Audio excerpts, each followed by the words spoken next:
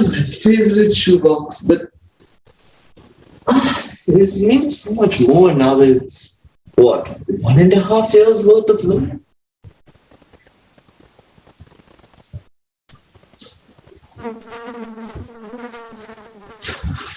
Bzzz.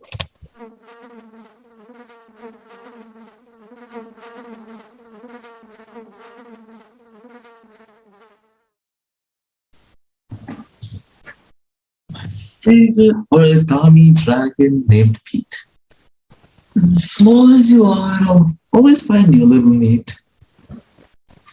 As usual, I'll take a little picture and add a little dialogue, and you'll make this digital text world a little bit more analog. You and your gang of friends have helped me make mine and act as an outlet to my creativity at 12:09. I know it started as a joke, but 5 seasons through, so thank you, Pete. Cheers to you. Beep.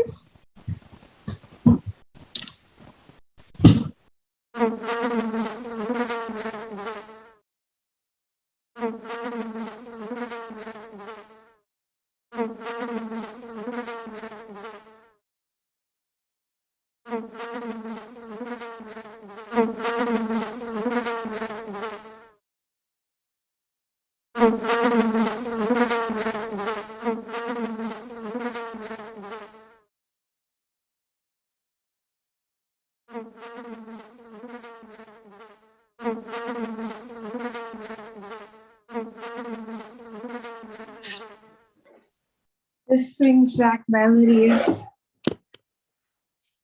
I remember back in fourth grade, I was the oldest in the class.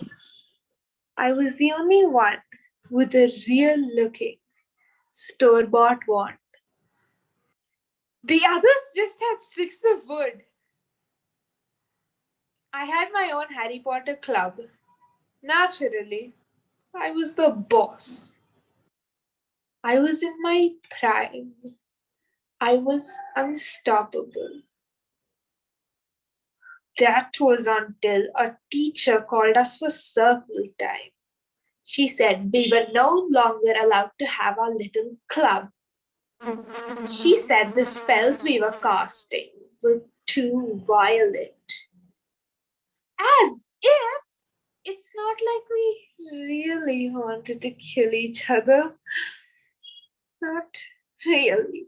Anyways, I carried you in my bag every day, just hoping she might change her mind. You remind me of how adults can ruin a child's life, even if they mean well. And I am talking to a wand. God, this lockdown is killing me. Ma, you left the door open again. And now my room is infested with a bunch of flies. Shoo, shoo. Out.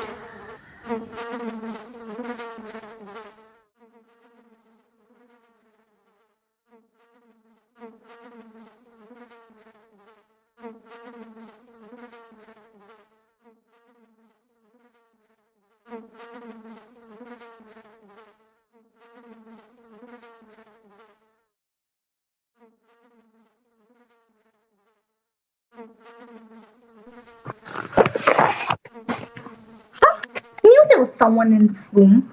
I see you rubbing your hands. You're not slick. So, are you from someone? The SUSU? The path hard on? Are you a drone? If you are a drone, you would have just been incinerated by the signals this room is sending out. If you are a mere fly, I see no reason I shouldn't kill you. I can let my cat in and he can do all the work.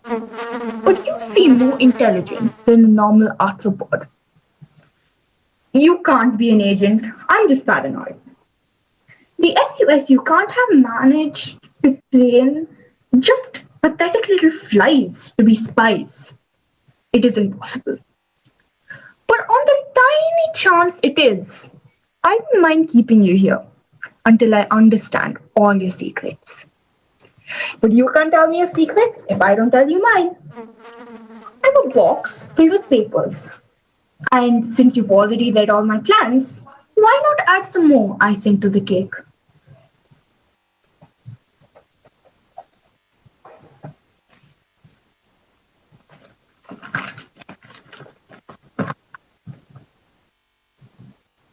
It was the first day of first grade, and I was feeling so scared.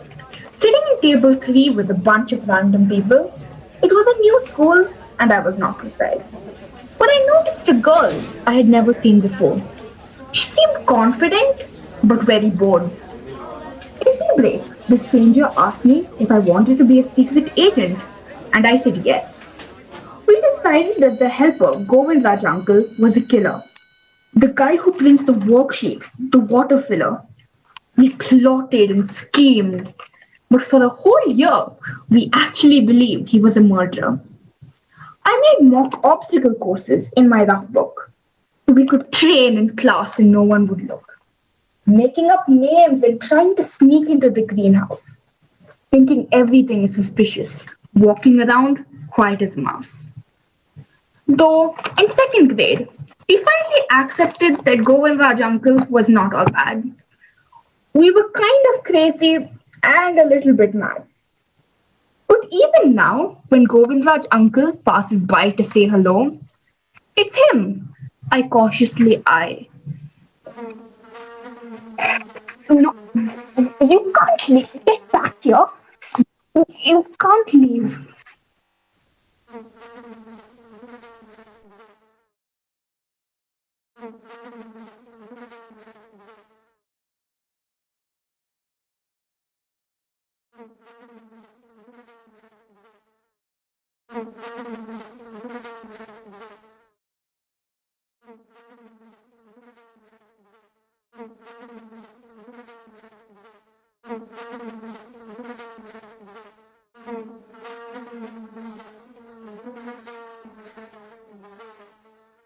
How very neatly an entire language fits into the pages of my textbook.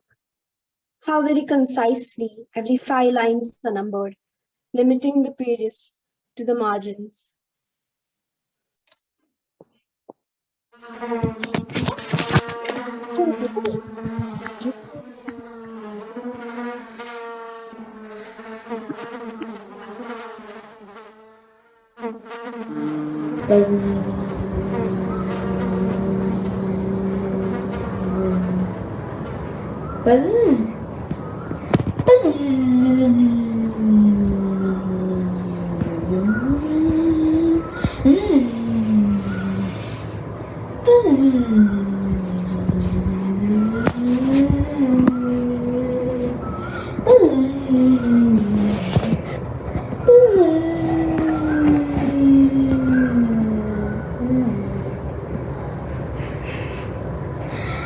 Now, Barney, let me tell you a story.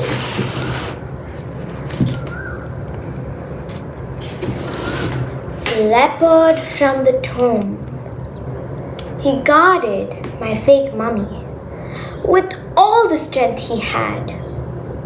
His job was to be shown to fourth grade as a model. But it was delayed. Not by a week, not by a month, not even by a year, but by forever. So, one day, he heard rumors that a virus was behind this. A virus deadly. So, he vowed he would take revenge on that virus. Grrr. Anyways, Barney, that's the end of the story. Now, It's time to go to bed. Okay, that's a fly. There's a fly.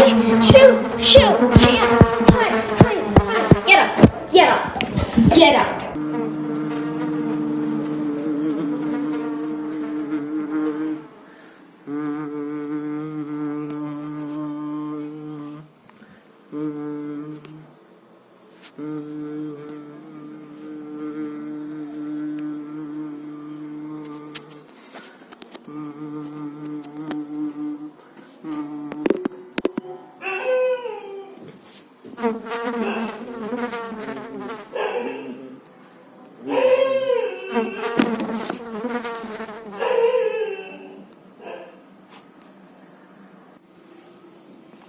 Oh, there they are.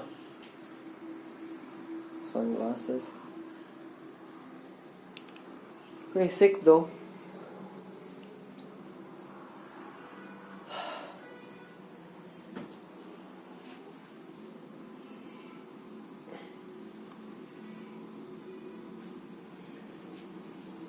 You know, when I think about it,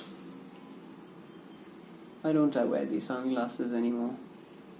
Now, I don't mean to be an elitist, but I wear Polaroid glasses.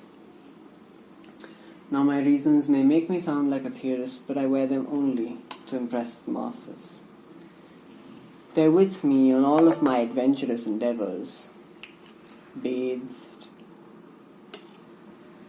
in sunlight and technology. Going outside without them is an Everest. But now I owe them an apology. You see, I bought them in the 6th grade. Surprised as to how they still fit me by the size of my head. But sadly, they've come to their end. So I could not evade some goop from Infinite Soul's supporter, ejaculate.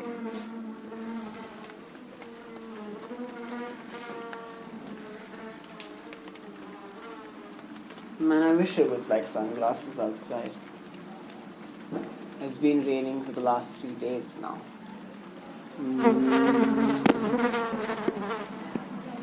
Now, presenting what got me through the lockdown. Dun dun dun! Ginger. She creeps around in the dead of night with stealth we can't perceive. We give her all she wants, but she still wants the things we need. She's a cute inconvenience with ultra super speed. She tramps around thinking she's God, but she won't make a sound. When she sits on our sofas, of which she is very fond. When hungry, she has the cutest eyes. As she meows, "Is that my food tin?" And once she gets her lovely prize, all love goes in the bin. It's a love-hate thing between us, as I'm sure that you can see. She trusts us and we love her. And that's enough for me.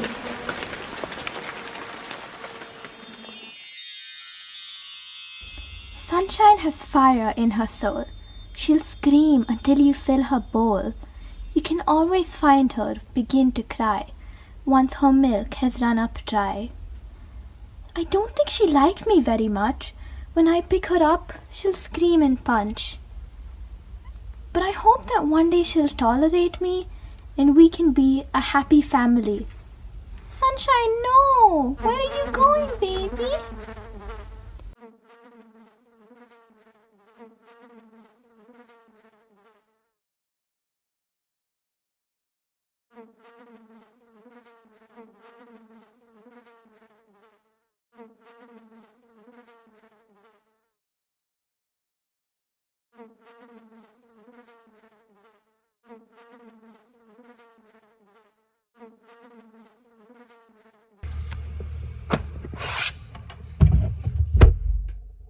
Oh my god. Hi, I hardly noticed you. What are you doing here, huh? Okay, anyways, I went to take my music box. What's that? You want to hear some music? Okay, no, you want to hear about the box? Okay, well, I suppose I could do that. So, this is my music box. I've had it for ages, and when I was 6, I dropped it down, and that's what the crack is due to. It's still pretty though. As you open up the music box, a lullaby fills your ears. As you open up the music box, the one that's been around for years, as you look inside and your fingers slide along its velvety edge, you notice that a shard of glass is missing from what's left. Broken years ago, dusty around the edge, like a tiny piece of a broken heart. That little shard lies upon the creased velvet, magnificent and mine. Staining the velvet, the story it leaves to tell. Well, you've heard it, and here's how it ends. So that was about it. You wanna come back tomorrow? Okay, fine. Bye!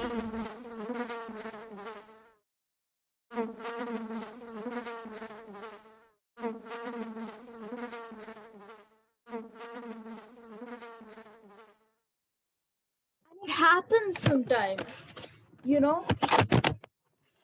Think about these things.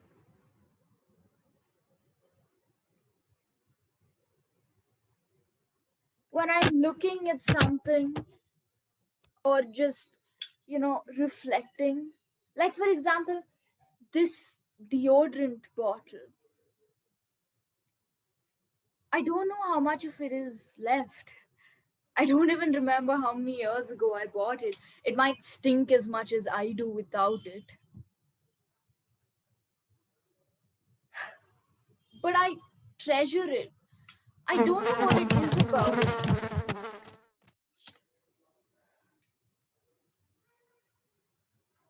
Maybe it's how insignificant it is. Nothing matters. Nothing revolves around it. Nothing matters but self to itself. I'm so sorry about that.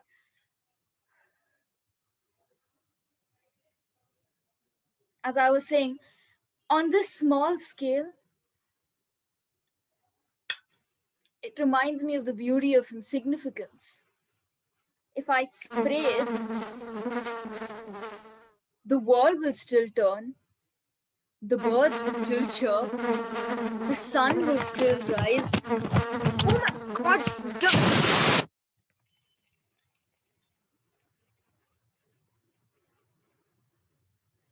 So,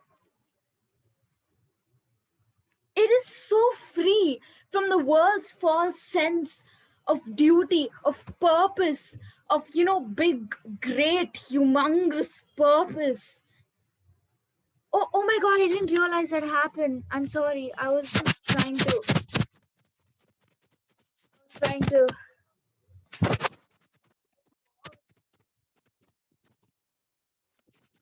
yeah, I was trying to I don't know where it's gone now, but yeah, never mind.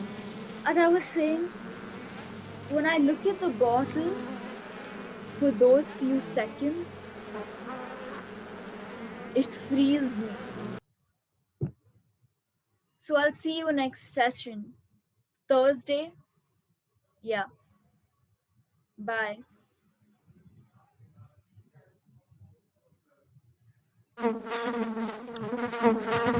How are you still alive? Just room.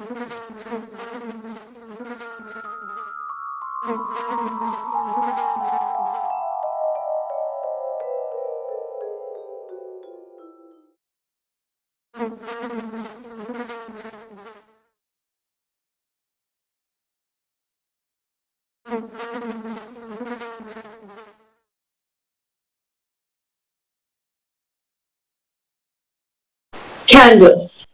Flame in the air.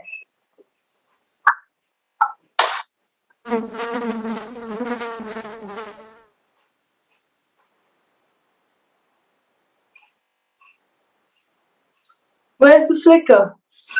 Where's the flare? A rosy candle that burns nightly. And as the wind blows gentle, it sways the flame slightly. It reveals words onto a once dark, blank page. It's like a portal into a new time and age.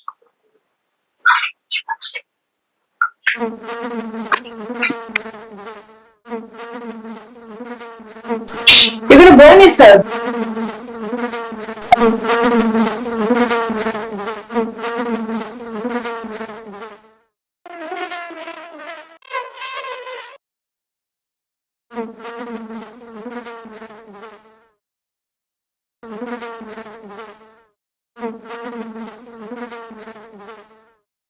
Hello there.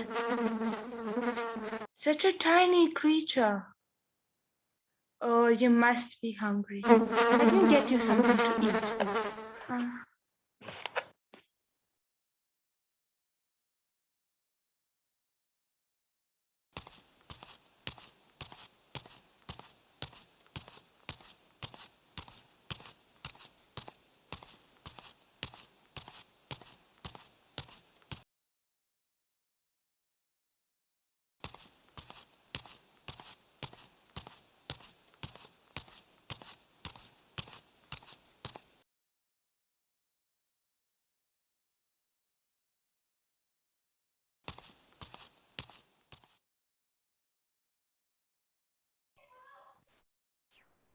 Here, here are some pistas for you. Take.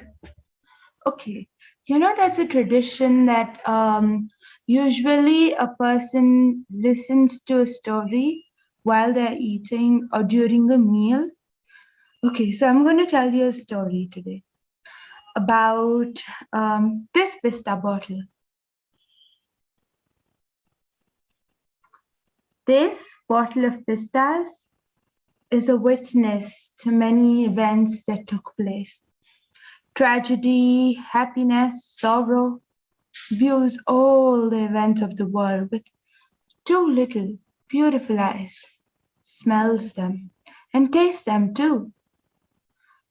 But does this bottle take any part in the world? Can it be used as a witness to any of the judgments? Will it be?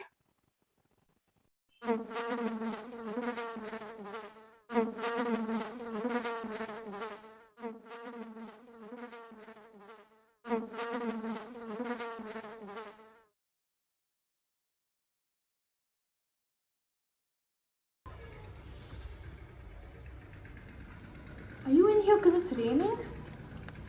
Cheapo. Anyway, settle down and be quiet. I got a little work to do.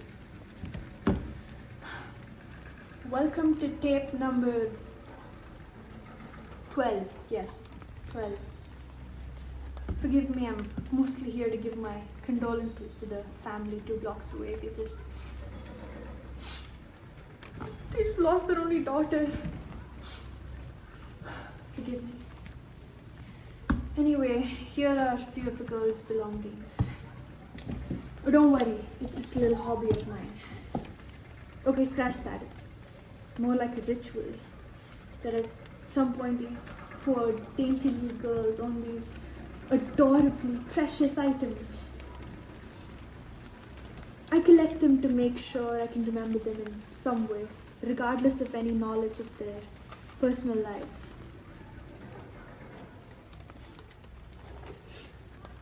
Oh, this pocket-sized little hat. I was only 12.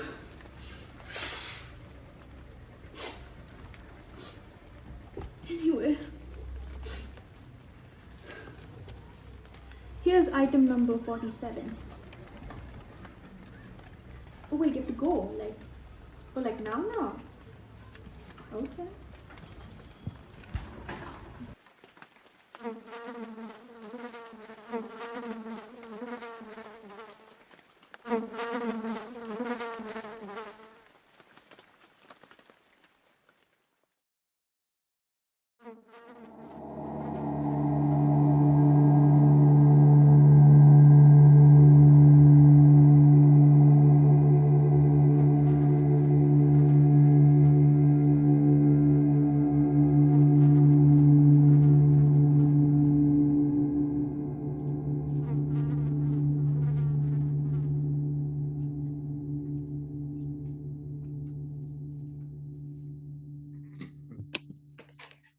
Letters from furniture who have been trapped with humans during the lockdown.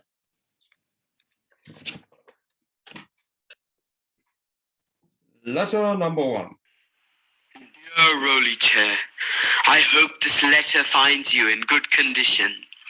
It's been a long time since we've talked, and I want to revive our relationship. Since quarantine has begun, Vaibhav has used you for thousands of hours, but he hasn't used me for anything other than a place to lay his feet on and lie down on for an hour a week. I'm so jealous of guest room bed. What has it got that I don't? He sets me up when he needs his room to look neat, and that's the only love he gives me. Well, at least his inferior brother comes to sleep on me sometimes. I want to know how it feels to be so loved, Rolly Chair. I miss him, and I want him to come to me. I hope he comes back to me soon. I look forward to your reply, if you even remember me. Yours affectionately, Trundlebed.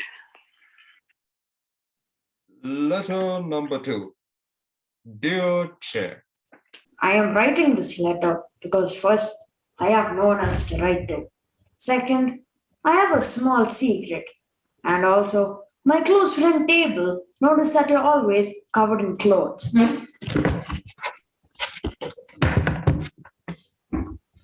And there's some boy who has really nice hair, who keeps sitting on you and yelling with his laptop on some days. My friend Table, not me, forgive me. I'm unable to see, as mostly my cupboard door is shut. So my friend Table writes to me each day, telling me what happens around the room. I hate to intrude, but I have just one complaint. All the clothes are on that chair, and barely anything is in the cupboard. So I feel kind of useless and unused. Also, all the other furniture pieces told me you look very weird with all the clothes over you. So I just want to give you a heads up. Hope you write back to me soon, and hopefully before the humans use me as a socks or underwear cabinet instead of clothes. Marijuana the cupboard, made in China. Letter number 3. Dear darling Tablesk. Oh, I've missed you. Don't worry, I'm alright. You see, the owners kicked me out because my wheel was broken. That lazy owner wasn't even bothered to fix it. Curse him. But thankfully, I ended up in this place with a new owner. They found me by the roadside, rotting, wailing, and failing. Then the mother of the owner picked me up and said, Well, this will do. Let's just repair it. It's cheaper than buying it. That was, of course, a bit insulting. But anyway, my owner, as it turns out, is a young 15-year-old boy. Hardly has a consistent name or multiple nicknames. So I shouldn't know his real name. He fixed me up, and he now seats his sweaty bum on me every day. Better than my old owners, who stamped on me and ripped me apart. Most of the furniture is pretty friendly here. The grand desk pajandrum especially. They say he is the chief here, even though he's the newest member of the household. He taught me how to write, and he said I was ready to write that thing that fell out of fashion with humans around 10 years ago. Letters, right? So I decided to send one to you. I told them that you were one of the most nicest tables in the world and gave a description of your beauty so beautiful. Is nice enough. Signing off for now after this little status update. I hope you're doing well without me. And still remember me. Signed, CC, Computer Cherry and nothing. Letter number 4. Dear owner. Looking dope today, dude. Radudi. You say you got that in the flea market? Are you going out tonight? Why aren't you speaking back, man? Are you too busy to speak to a good friend? What's that you're telling my mom? You're going out for a sleep or what? I think that's how you say I'm going out for a long, long, long time in human language. Correct me after reading this or whatever. The next day you come back home and the first thing you do is dirty me up with those colorful but acidic things you call paint. Is there like a divorce for officially not being best friends? If there is, then sign me up. Signed. Your desk. Letter number 5. Dear green bottle holder. Bottle holder, my dear old friend. It has been a long time. Last month, when we met, we beat each other up, black and green. I realize now that was a stupid thing to do. Should have settled it with negotiation, peace, helping each other. But I didn't think that would work. So instead, I asked a sofa from the Pentagon to release 500 nukes at your tiny green surface as they explode into lots of tiny itty-bitty, destroyed, distorted, and utterly demoralized little bits. Regards, Googly Draw, Oakwood Cupboards. Well, this seems to be the last of them. Letter number 6. To the extremely long pillow right above me. 6 July 2021. Regarding our issues related to our mistress. Dear Cushion Sir, I write directly to you. We are equal in rank to our mistress, and therefore I hold no cause to hide my views upon you, sir. I am also aware of your relation with the mistress, and will be writing nothing against or in defense of Her Majesty. Noble sir, I have known and encountered many venturous nights with you. We both and I have nothing to fear by telling you our flaws in achieving a friendly stage between us. I do not blame Her Majesty for giving you the kindly hug on many a night, nor do I despise you for receiving them.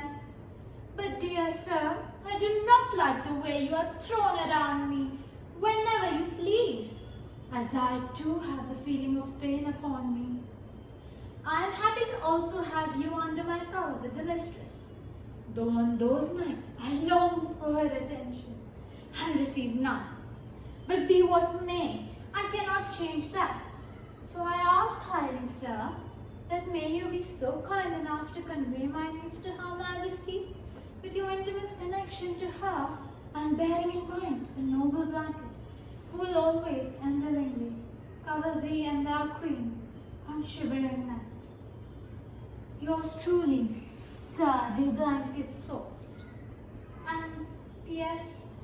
Please be aware of the night time. It's all